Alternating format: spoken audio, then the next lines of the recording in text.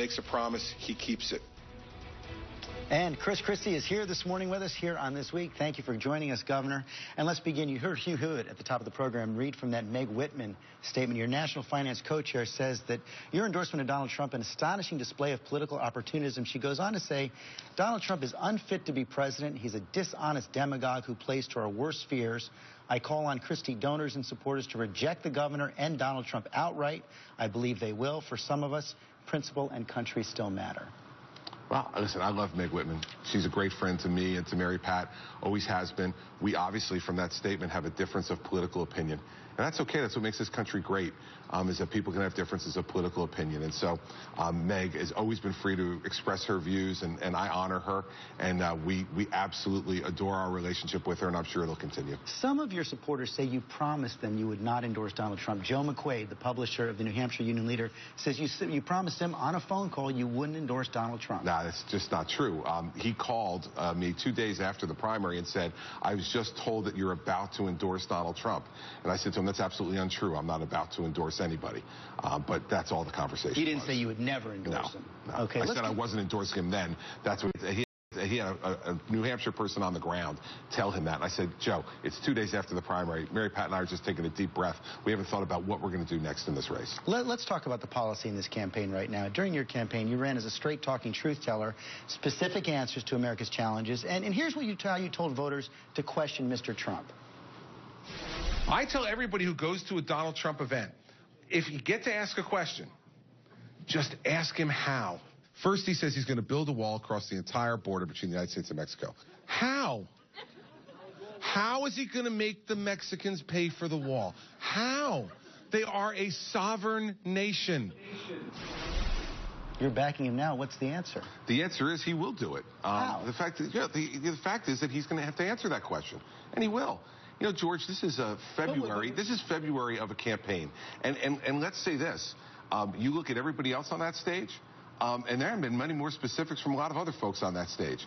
And that was part of my argument during the campaign. But there I am as somebody who's running for president making my argument. We're 8 months into this campaign. The wall has been his signature issue. He says it's his go-to line whenever he needs applause. You've now had the Mexican president, 2 former Mexican presidents. The Mexican foreign minister in the Washington Post this morning calls this a racist, ignorant, and absurd proposal. You know that Mexico's not going to pay. Well, listen, George, that's what would you expect Mexico to say? That's, of course, what they're going to say.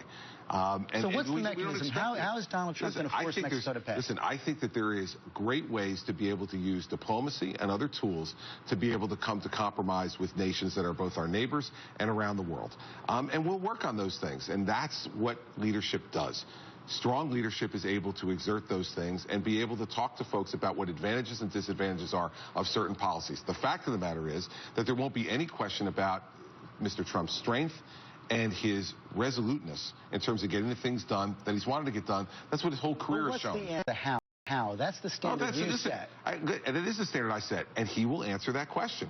But, you know, to me, I'm not answering the question for him this morning. That's the way he will answer it. But he hasn't answered it. Well, listen, I think what he's talked about is the trade relationship and working on the trade relationship, and he talked about that yesterday, and using that as a lever to get them to do things on immigration. And I think that's a perfectly appropriate way to discuss this, and as a part of the bilateral relationship that should be a part of the conversation. Before you were opposed to tariffs, that's what he's talking about. Listen, I'm not going to support everything that happens in any campaign, but what I will tell you is that an appropriate conversation between 2 countries? There are all types of appropriate conversations to have between 2 countries, and that's what will happen when Mr. Trump's president. Your signature issue in the campaign was entitlement reform. You've been talking about it for years. You say reforming Social Security, Medicare, and Medicaid are essential. It's time for a candidate who speaks hard truths. Donald Trump is the only candidate who said he's not going to touch Social Security. Here's what you said about that.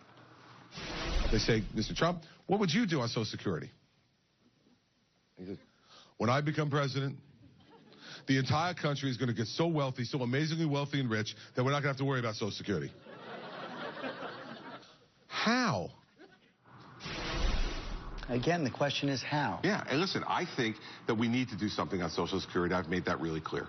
And so, listen, Donald Trump and I are not going to agree on every issue. But this is the signature issue of your campaign. But it doesn't mean that you have to agree on every issue, George. It's not the signature issue of my campaign. The signature issue of my campaign was national security, keeping America safe and secure from terrorist attacks, and making us a better ally and neighbor around the world. That was the signature issue. I want to get to that. Now, Social Security is an important issue, and I've laid out my views on that, and I'll certainly share my views with the candidate.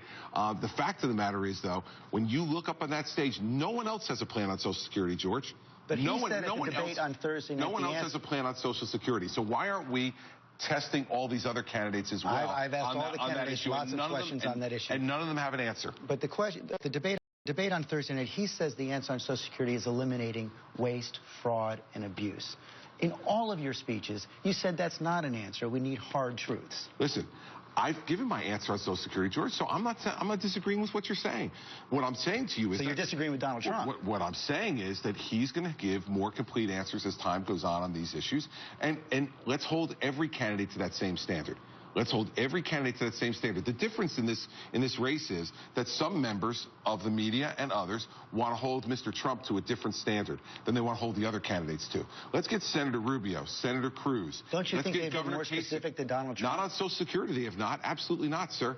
I'm the only person who put out a specific plan on Social Security. So let's hold everybody to the same standard, and I'm happy to do that. But just to be clear, you do not believe that you can solve the problem of Social Security by eliminating waste, fraud, and abuse? No, I put out what my plan is on Social Security. And by the way, that was on a bigger issue. His answer on that was on paying for a tax cut. That was not just on Social Security. It was on paying for a tax cut. He said that on Social Security many times, but I do want to get to national security because you're right. You did talk about that and made that a central issue of your campaign as well. And one of the core issues of Donald Trump has been this ban on having Muslims enter America. Here's what you said about that. The idea of banning all Muslims for this country is ridiculous.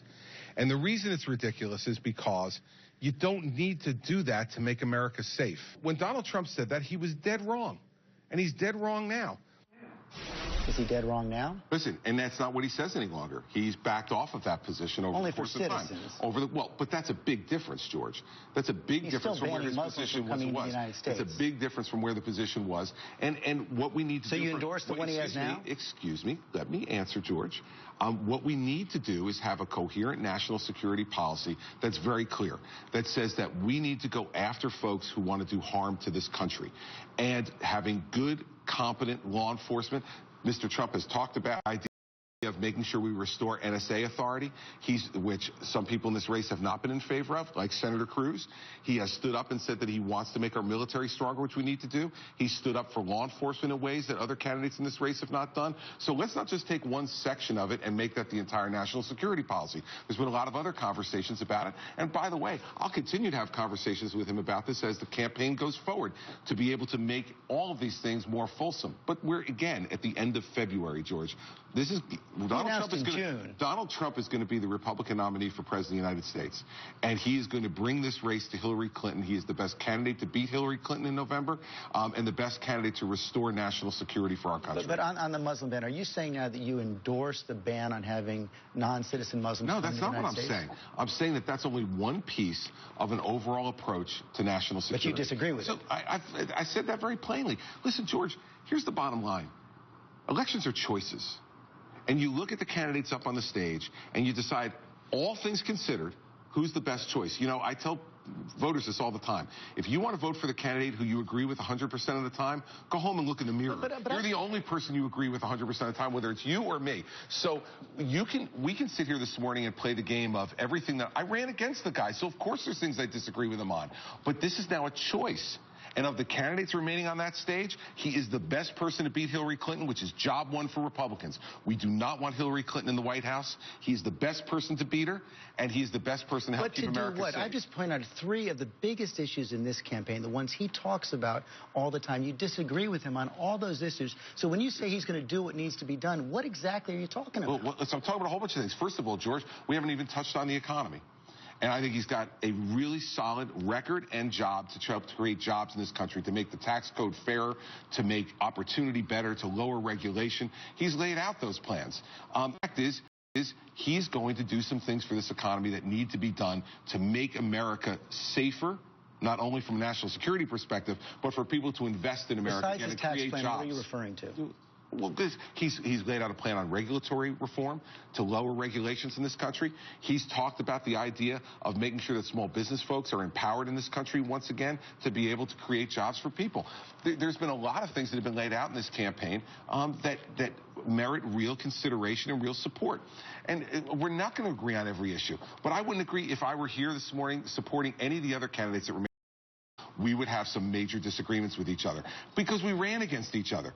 But let me tell you, they're minor disagreements compared to what is going to happen if we have Hillary Clinton as president of the United States, who's moving so far to the left to beat Bernie Sanders that I don't know which one is the socialist, Hillary Clinton or Bernie Sanders. Finally, or both now. Finally, you talk about Donald Trump as a person who can be trusted. He still maintains that he saw thousands of people celebrating in New Jersey after the 9/11 attacks. You said that didn't happen. It was not factual. So if he continues to hold that position, isn't that a slander of your state's citizens? Oh, no, listen, I don't think he means it as that at all, as a slander of my state's citizens. What I think, though, is when I say he can be trusted, this is a guy who, when he makes promises, he keeps them.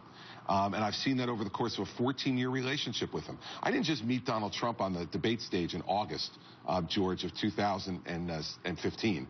I met Donald Trump in 2002 and have been friends with him since that time and gotten to know him. And the American people out there, you listen to what's happening, George. The American people see him. They see someone who's strong, who's resolute, who's tough, who's not part of the Washington, D.C. establishment that has really messed this country up and disappointed our people, both sides of the aisle. He's going to go down there and take an entirely different approach. That's an approach that America needs. And given the other options on the stage, let me tell you something. He's the strongest, best guy to be our nominee, to beat Hillary Clinton, and to be the next president of the United States. Governor Christie, for joining us this morning. Thank you, George. Lots more ahead with our Powerhouse Roundtable. Plus, South Carolina Governor Nikki Haley and Bernie Sanders join us live. This week with